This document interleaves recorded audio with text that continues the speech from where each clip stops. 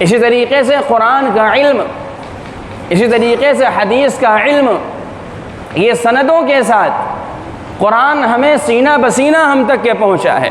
یہ وہی قرآن ہے جو اللہ تبارک و تعالی نے حضرت جبریل کے ذریعے آپ صلی اللہ علیہ وسلم کے سینہ اطہر کے اوپر اتارا تھا۔ یہی کلام اللہ ہے، یہی کتاب اللہ ہے، یہی کتاب لا ریب ہے، جس کے اندر کوئی جو ہے شک اور شبہ کی بات نہیں ہے۔ قرآن کے اندر زندگی گزارنے کا سلیقہ بتایا گیا۔ قرآن کے اندر انسان کو اور انسانیت کے لیے ایک شفا یابی اور کامرانی کا قرآن کے اندر سامان ہے۔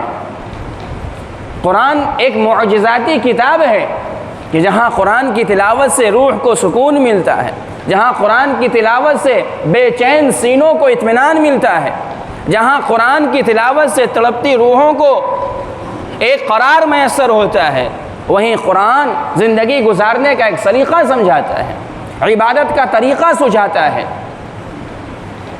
تمام زندگی کے گوشوں کو اور گوشے میں پیش آنے والے تمام واقعات کو اور اس واقعات کو کیسے ہینڈل کرنا ہے، کیسے صبر و ضبط کے ساتھ ہمیں رہنا ہے۔ قرآن ایک ڈسپلن انسان کو سکھاتا ہے، ایک ترتیب کی زندگی بتاتا ہے۔ احادیث مبارکہ جو کہ قرآن کی تفسیر ہے کہ اللہ کے نبی علیہ الصلاۃ والسلام نے ایک ایک آیت کو کھول کھول کر کے اپنی زبان سے بتا دیا۔ حدیث قرآن کی تفسیر ہے، حدیث کے اندر تمام کی تمام چیزوں کو واشگاف کر دیا گیا کہ ہمیں عبادت کرنا ہے، اس کا طریقہ کیسے ہے، ہمیں نماز پڑھنی ہے تو نماز کیسے پڑھنا ہے۔ اللہ کے نبی علیہ الصلاۃ والسلام نے ارشاد فرمایا صلو کما رأیتمونی اصلی، ایسی نماز پڑھو جیسے مجھے دیکھ رہے ہو نماز پڑھتے ہوئے، اسے ذرا سے اور پھیلائیے، زندگی ایسے گزارو جیسے میں تمہارے درمیان زندگی گزار رہا ہوں، زندگی ایسے گزارو جیسے یہ صحابہ اور یہ میرے شاگرد زندگی گزار گئے۔ ہمیں اپنے ایمان کو ان کے برابر اور ان جیسا بنانا ہے۔ بہرحال اگر ہم اپنے ایمان کو نبی کے ایمان کے برابر نہیں بنا سکتے، ہم اپنے ایمان کو حضرات صحابہ کے ایمان کے برابر نہیں بنا سکتے، لیکن ہم کوشش تو کرتے ہیں۔ کوشش کی ذمہ داری ہمارے کاندھے کے اوپر ڈالی گئی ہے، نتیجہ پورا آ جائے یہ تو اللہ تبارک و تعالیٰ کے علم ہے، لیکن جہد مسلسل کا ہمارے اوپر بار ڈالا گیا۔ محنت اور جد و جہد اور مجاہدے کی ذمہ داری ہمارے کاندھوں کے اوپر ڈالی گئی ہے۔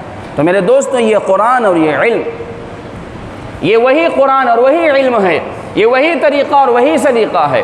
ہم لوگ جو نماز کے لیے بیٹھے ہیں اور جمعے کی نماز پڑھنے کے لیے آئے ہیں، یہ جو 2 رکعت نماز پڑھنے کے لیے آئے ہیں، اس کے اندر سورہ فاتحہ جو ہوتی ہے اور اس کے اندر سورت جو ہوتی ہے، رکوع اور سجدے جو ہوتے ہیں، یہ وہی نماز ہے جس کو حضرت محمد مصطفیٰ صلی اللہ تعالی علیہ وسلم مسجد نبوی کے اندر پڑھتے تھے، اور یہ وہی نماز ہے جو پڑھ کر کے حضرات صحابہ کو سکھایا تھا۔ یہ وہی نماز ہے جو حضرت ابو بکر نے پڑھی، یہ وہی نماز ہے، وہی طریقے پر نماز ہے جو حضرت عمر اور عثمان، حضرت علی رضی اللہ عنہم اجمعین نے پڑھی۔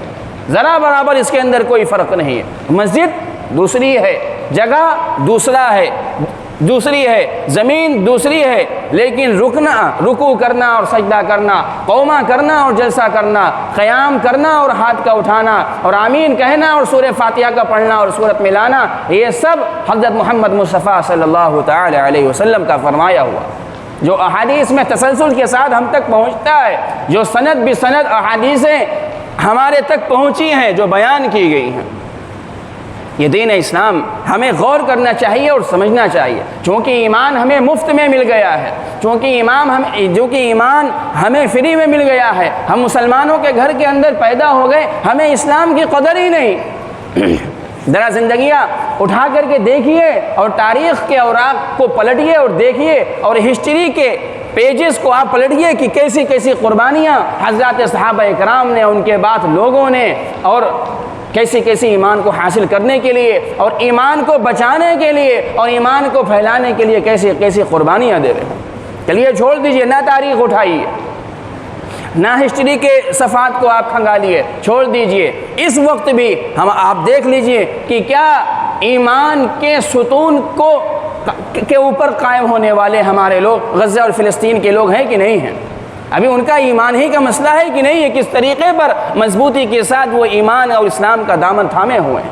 ابھی وہ غزہ چھوڑ دے کہ ہاں بھائی ہم ٹھیک ہے، ہم کو دوسری جگہ دے دیجیے، ان کو نماز اور روزہ اور حج زکوٰۃ سے نہیں روکا جا رہا. ابھی وہ چھوڑ دیں کہ بھائی ٹھیک ہے جاؤ, ابھی وہ سرنڈر کر دیں, دے دیں اسرائیلیوں کے سامنے کہ ہاں غزہ ہم چھوڑ رہے ہیں, ہم کو کہیں اور دوسری طرف شفٹ کر دیا جائے.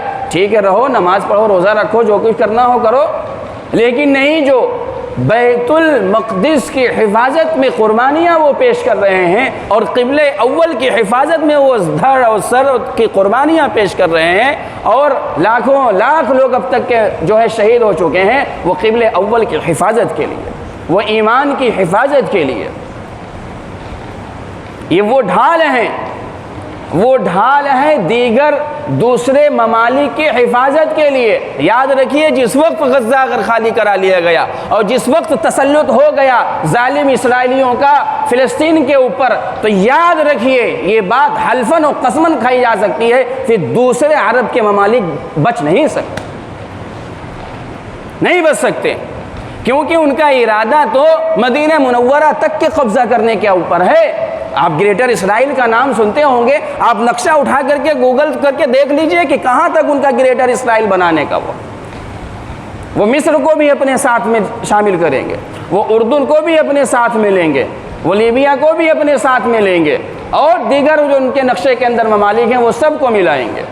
جسے ڈھال نہیں ہوتی, فرمایا گیا الصوم جنہ, کہ انسان جب روزہ رکھے تو روزہ ڈھال ہوتی ہے. غیبت, چغلی, حرام خوری, کہ بھائی روزہ ہیں, روزہ ہو یہ کام نہ کرو, یا روزہ ہو نہ کام کرو, ڈھال جسے کہا جاتا ہے. اس وقت ہمارے فلسطین اور غزہ کے مسلمان دوسرے عرب ممالک کی حفاظت کے لیے ڈھال بنے ہوئے ہیں, اور کوئی مسئلہ نہیں. بتائیں نا, آسان چیز ہے, چھوڑ دیں کہ بھائی ٹھیک ہے. اور ہم یہ سمجھتے ہیں کہ ان کا کوئی مسئلہ ہے. بھائی بیت المقدس اور قبلہ اول کی حفاظت تو پورے دنیا کے مسلمانوں کی ذمہ داری ہے, کوئی ان کا خاص مسئلہ نہیں ہے. انہوں نے تو قربانیاں پیش کر دی, وہ اس موقع کے اوپر ہیں کہ اگر وہ غزہ اور فلسطین چھوڑ بھی دیں تو انشاءاللہ اللہ تبارک و تعالیٰ ان کے جو ہے باس پرس نہیں کریں گے, کیونکہ انہوں نے قربانی کی حد پار کر دی, بہت قربانیاں دے دی.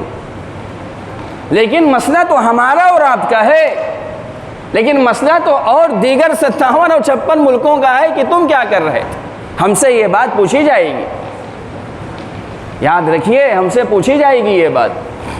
آج اگر ہمارے بھائی بھوکے اور پیاسے ہیں, آج اگر ہمارے بھائی روٹی اور گھاس کھا رہے ہیں, آج اگر ہمارے وہ غزہ کے بھائی میلا کچیلا اور گندا پانی پی رہے ہیں, آج وہ شہادت پر شہادت دے رہے ہیں, اور ہم مستی کے ساتھ زندگی گزار رہے ہیں, مستی کے ساتھ اپنے گھروں کے اندر رہ رہے ہیں, اپنے بال بچوں کے ساتھ رہ رہے ہیں,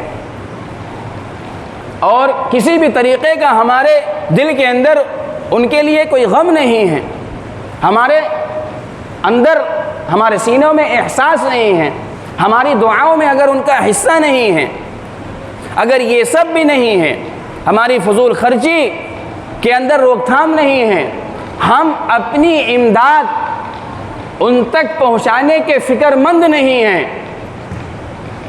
غور سے سمجھیے گا, دادا اس کے اوپر کھول کر کے نہیں کہا جا سکتا. ہم اپنی امداد کو ان تک پہنچانے کی اگر فکر میں نہیں لگے ہوئے ہیں تو یاد رکھیے آخرت میں زبردست ہم سے سوال ہوگا. کوئی چیز ناممکن نہیں ہے. کیوں سعید بھائی, ہے ناممکن. ہم اگر اپنی امداد کو ان تک پہنچانے کی فکر مند نہیں ہیں تو اللہ تبارک و تعالیٰ سے اللہ تبارک و تعالیٰ کے سامنے ہم جواب نہیں دے سکتے. اور پھر اسی کے ساتھ میں یہ جملہ جوڑ رہا ہوں کہ کوئی بھی چیز ناممکن نہیں ہے. اس ناممکن میں آپ سمجھ لیجئے گا میں جہاں پہنچانا چاہ رہا ہوں بات کو. کوئی چیز کہیں پر بھیجنا ناممکن نہیں ہے, لیکن ہمیں فکر کرنی چاہیے کہ ہم اپنے بال بچوں کے اوپر کتنا خرچ کر رہے ہیں, ہم اپنے لیے بیجا کتنا تصرف کر رہے ہیں, فضول خرچی ہم اپنی ذات کے اوپر, ہم اپنے گھروں کے اندر, اپنی شادی بیاہ کے اندر, ہم اپنے لباس کے اوپر کتنا بیجا خرچی کر رہے ہیں. میرے عزیزوں اور نوجوانوں, ہمارے دل کے اندر احساس ہونا چاہیے, ہماری دعاؤں میں ان کا حصہ ہونا چاہیے, ہماری دعاؤں میں ان کا حصہ ہونا چاہیے. ہمیں یہ احساس کرنے کی چیز ہے, ہمیں آج احساس نہیں. عجیب و غریب صورتحال ہے.